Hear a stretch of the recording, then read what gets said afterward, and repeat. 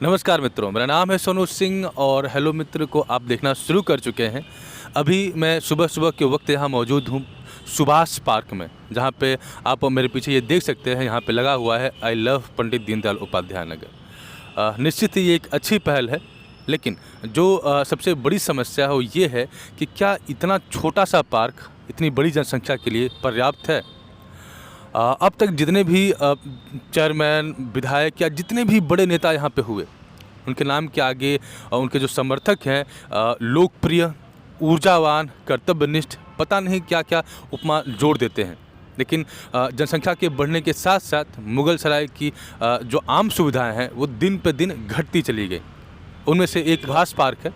इतनी बड़ी जनसंख्या के नाम पे सिर्फ यही एक छोटा-सा पार्क बचा हुआ है। अगर आप इन नेताओं को के बारे में पता करेंगे तो आपको ये जानकारी मिल जाएगी कि जितना बड़ा एरिया सुभाष पार्क का है, उससे 4-5 गुना ज़्यादा बड़ा प्लॉट तो ये अपने 5 साल में ही खरीद लेते हैं। लेकिन अगर पार्क बनाने की बात हो या किसी भी तरह की पब्लिक सुविधाओं को बनाने की बात हो, तो ये आपसे ही उल्टा प्रश्न पूछ देंगे कि ज़मीन कहाँ है। अगर इनको प्लॉट खरीदना हो तो ये ज़मीन खोज लेते हैं, लेकिन अगर कोई सरकारी योजना के नाम पे अगर आम जनता को सुविधा देना हो तो इनको ज़मीन या सुविधाएँ नहीं मिल पाती हैं। अगर पूरी दुनिया की आबादी को आप देखेंगे तो मुगल सराय की इतनी आबादी है कि तकरीबन 200 देशों में आप 2, 4, 5 देश आपको ऐसे मिल जाएंगे जिनकी आबादी ठीक मुगल सराय की जितनी है। तो ये पूरे एक देश की जितनी आबादी रखने वाला शहर, जहाँ पे इतनी बड़ी पॉपुलेशन है, लोग टैक्स भी देते हैं, लोग नेताओं को भी चुनते हैं, वोट डालते हैं, उसके बाद भी आम सुविधाओं का यहाँ पे इस कदर अभाव है। अगर इस छोटे से पार्क को देखेंगे तो इसको पार्क कहना भी मुश्किल है, लेकिन ये एक पार्क है। इस बात को यहाँ के नेता सिर्फ मुगल सराय वासियों के सामने ही साबित कर सकते हैं, क्योंकि अगर आप किसी भी शहर में चले जाइए, किसी भी देश में चले जाइए या विश्व के किसी भी कोने में चले जाइए, इतने छोटे से जगह को पार्क घोषित करना ये सिर्फ मुगल सराय में ही संभव है। निश्चित ही मेरा ये वीडियो देखने के बाद बहुत सारे लोग नाराज़ भी होंगे, लेकिन जो आम लोग हैं उस बात से बिल्कुल इत्तेफाक रखेंगे कि ये जो बात मैं कह रहा हूँ ये 100% सच है। हम जिस नगर पालिका से उम्मीद करते हैं कि हमारी जो बेसिक सुविधाएं हैं वो हमको नगर पालिका से मिलेंगे, लेकिन अगर आप एक दूसरा पक्ष देखेंगे तो ये इंतज़ार बहुत पुराना है। हमारी नालियाँ ठीक हो जाएंगी, हमको बेहतर पार्क मिल जाएगा या हमारी सड़कें बेहतर हो जाएंगी। ये इंतज़ार कोई 2, 4, 10 दिन का नहीं बल्कि सालों का है। सड़कें बनती हैं पर 6 महीने ज़्यादा नहीं चलता। अगर आप नगर पालिका की बात करें तो बिल्कुल नगर पालिका के ऊपर ये जिम्मेदारी है कि पूरे शहर की देख रेख वो करे, आपकी सड़कों को दुरुस्त करे, आपके को एक बेहतर पार्क बना के दे, आपको बेहतर ऑडिटोरियम बना के दे। लेकिन नगर पालिका की अपनी हालत खुद बहुत खस्ती है। अगर आप देखेंगे तो नगर में जो सबसे जर्जर और ख़राब बिल्डिंग मिलेगी वो नगर पालिका का ऑफिस है।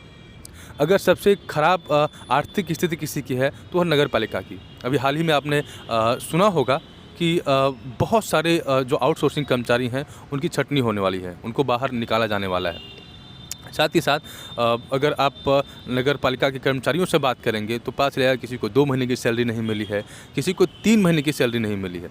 कहानी ऐसी भी है कि जो 2012 या 2011 में सेवानिवृत्त हो चुके हैं, आज तक उनका पेमेंट क्लियर नहीं हो पाया है। तो ऐसी स्थिति में जहाँ पे नगर पालिका ना तो अपने बिल्डिंग का रखरखाव कर पा रहा है, ना तो अपने कर्मचारियों को वेतन दे पा रहा है, और जो कर्मचारी नगर के साफ़ सफाई के रखरखाव को सुचारू रूप से चलाते हैं उन्हीं को छांटने पर उतारू है, उस नगर पालिका से आप अपने बेहतरी का या अपने सुविधाओं की उम्मीद आप किस तरह से कर सकते हैं। तो मेरा यही आग्रह है कि जब कभी भी ब्यूरोक्रेसी या जब तंत्र आपकी सुविधाओं के लिए काम नहीं कर पाता है, आपके द्वारा दिए गए जिम्मेदारियों को नहीं निभा पाता है, तो एक ही तरीका होता है, जो आम आदमी है, जो सिविल सोसाइटी है, कम से कम वो अपनी मांग को लेके बाहर आए।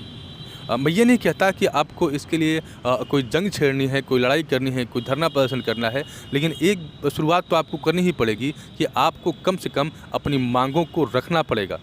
आज आप ये दोष नहीं लगा सकते कि आज तक या जी न्यूज़ आपके तक नहीं पहुंच रहा है या मीडिया आपकी आवाज़ नहीं उठाता है। आज हर व्यक्ति सोशल मीडिया का इस्तेमाल कर रहा है, हर व्यक्ति की आवाज़ एम्पलीफाइड है, यानी वो अपनी आवाज़ को 1000-2000 लोगों तक पहुंचा सकता है। और ये जो आपके आसपास की समस्याएं हैं, ये सिर्फ आपकी समस्या नहीं है, ये बहुत सारे लोगों की समस्या है। अगर आप इस समस्या को उठाते हैं तो निश्चित ही इसको एक बहुत बड़ा बल मिलेगा। आज जो नेता सिर्फ फ़ोटो खिंचवा के या छोटे मोटे ड्रामे करके अपने आप को सोशल मीडिया पर बहुत पॉपुलर और बहुत बड़ा नेता बताते हैं, उनको कम से कम इस बात का एहसास दिलाने की आवश्यकता आपके तरफ से है कि कुछ ऐसे मुद्दे हैं जिनके ऊपर उनको काम करना पड़ेगा और ये ड्रामेबाजी से काम नहीं चलने वाला है। आई होप कि जो मुद्दे मैं उठा रहा हूँ इसमें आपका भी समर्थन मिलेगा, क्योंकि मैं किसी मीडिया से नहीं हूँ और ना ही मेरा इरादा किसी मीडिया में इंटर करने का है। मैं एक सोशल एक्टिविस्ट हूँ, लेकिन अपने आसपास की समस्याओं को देख के मुझे लगा कि अपने मन में ही पीड़ा को रखें या इसको बर्दाश्त करें, इससे बेहतर है कि मैं अपनी आवाज़ को उठाता रहूं। और अगर किसी को लगता है कि नहीं मेरी मांग जायज़ है या मेरा बात करना जायज़ है, तो बिल्कुल मेरे पेज को या मेरे वीडियो को वो सपोर्ट करेंगे और मेरी आवाज़ से अपने आवाज़ को मिला के मेरी आवाज़ को और मजबूती प्रदान करेंगे। इस वीडियो में सिर्फ इतना ही। जय हिंद, जय भारत।